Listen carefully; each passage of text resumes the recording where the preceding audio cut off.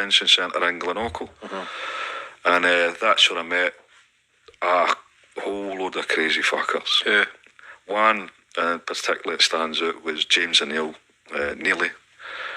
His full title was Neely the Bomb. He was always making fucking improvised explosive devices with matches and gas canisters. But he ran the whole jail. And where was he for? He was for Ballarnock. Quite a big family, a couple of brothers. But Neely was the head of what you would call the jail gang. It was called the Glenorchy Wolves.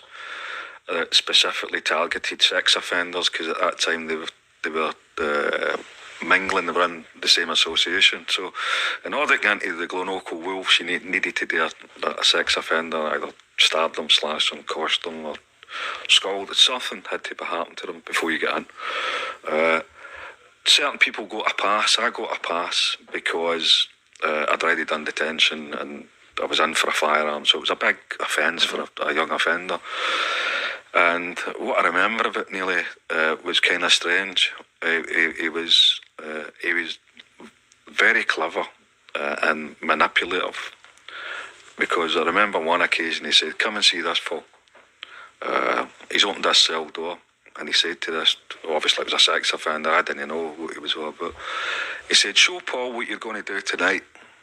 So he stood on the chair. Neely's got the towel, and the window's open out the way in Glenorchy. So Neely's put the big knot with the towel on it, put it round the boy's neck, and then said, "And now you're going to do this later on." He said, "Aye."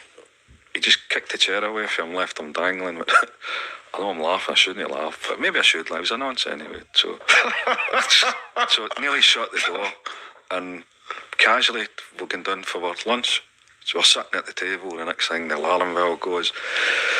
The guy get cut down, but there was a few people that chopped herself, and Neely, God rest him, he's no longer here. Neely was responsible for. There was a Home Office inquiry into the fatalities and the attempted suicides, and if they didn't want to hang themselves, Neely used to give them a blade to see how sharp it was. And if you're serious about being wrong about why you molested that kid or whatever it is, shows how good a deep a cut you can do in your wrist and your ankles, and they done it.